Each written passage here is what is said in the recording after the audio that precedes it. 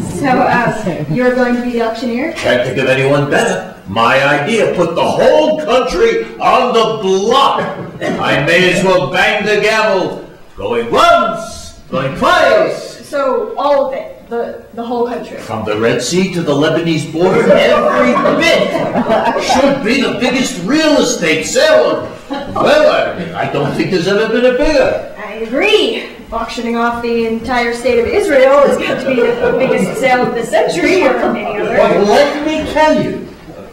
What's your name? Dorothy. I'll tell you something, Dorothy. The genius of this sale is dividing up the parcels. Oh, yeah? Oh, yeah. Some pieces are much more valuable to certain parties than other pieces. Is that so? Yeah, it's not like in most countries where you know oceanfront will fetch the highest bid. No? Nah.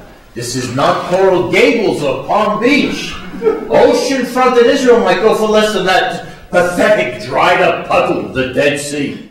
Okay, well, what about the Sea of Galilee? You think that'll go for much? Are you kidding? What a hot ticket! Every church in America is going to be saving their collection plate for that one.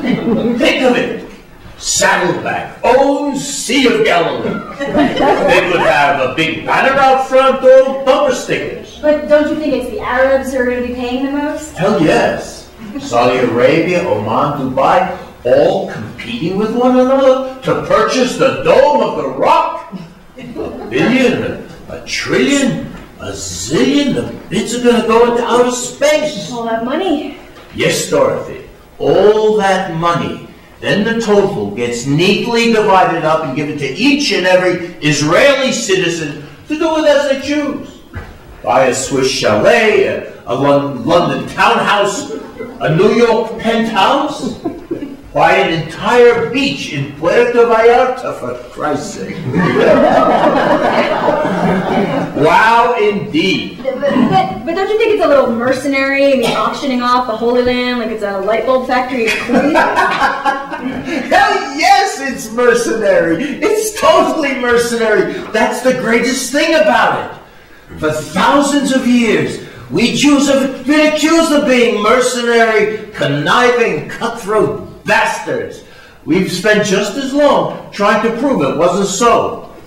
Discover the law of relativity, a vaccine for polio, create symphonies, paint great art, but still always, what do people think of the Jews?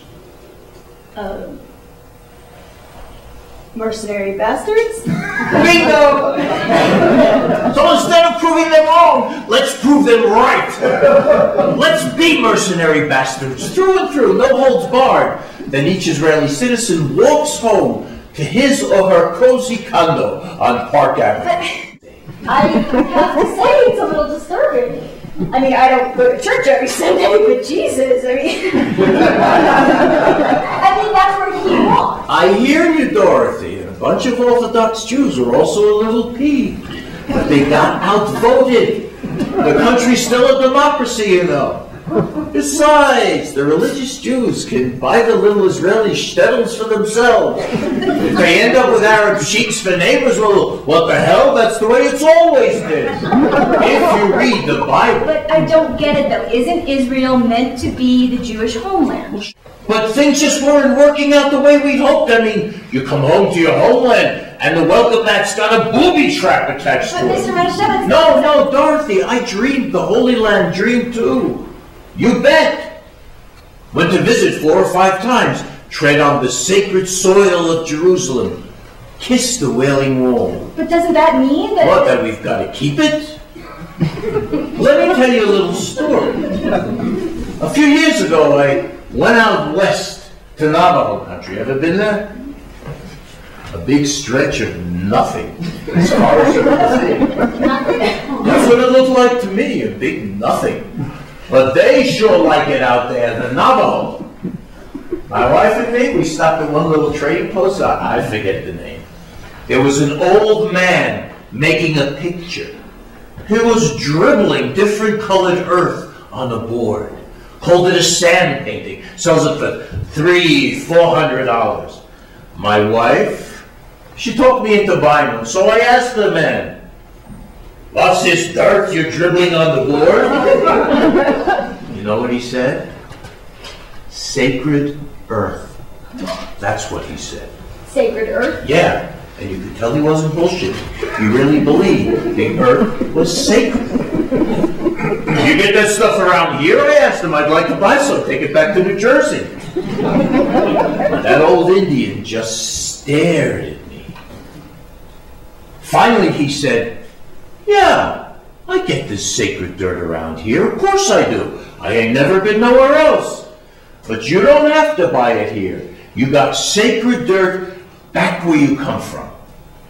I do, I said. I got sacred earth in New Jersey. The old man nodded. Sure you do. All the earth is sacred. Didn't you know that?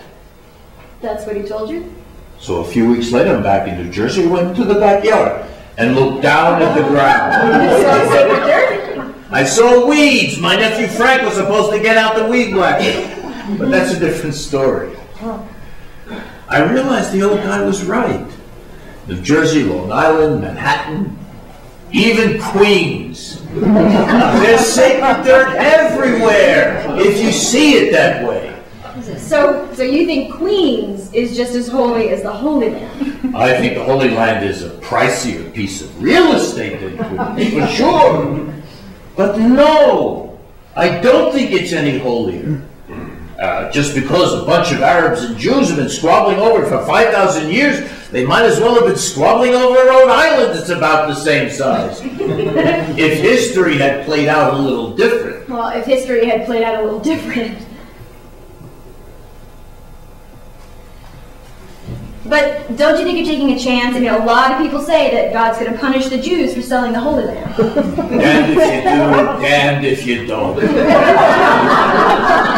Those same people are guaranteeing Armageddon if we got the Holy Land. What's worse than that? But for 2,000 years, we Jews have looked reality in the face and said, let's move on. Let's do something different. That's why we Jews are still here, and the Hittites aren't.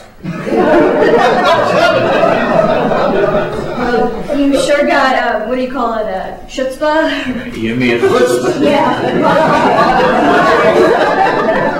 And I guess I got my story, so thank you.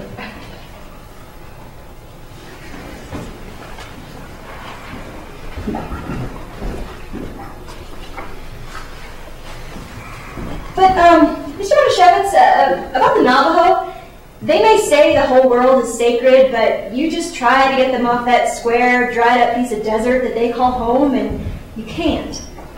It's their holy land, and they're going to fight for it. So you say, Dorothy. That may be. We Jews, we also used to think we knew what the fighting was for. But we also knew how to hit the road. We can get dirt anywhere. Argentina, South Africa, the Bronx. What difference does it make at this point? Over 5,000 years of history, and we're ready to sell every dusty acre. Going once, going twice. You want the city of David? You want the birthplace of Jesus? You want the Red Sea, Nazareth, Tel Aviv, the River Jordan? Get those bidding slips high in the air. I want to see those numbers clearly, and for God's sake, speak up. We don't want any more disagreements. No more fighting. Speak clearly, and make sure you got all the cash you're going to need in your pocket, every friggin' dollar, because you're going to need plenty. We ain't selling Israel on the cheap. Not after what we've been through.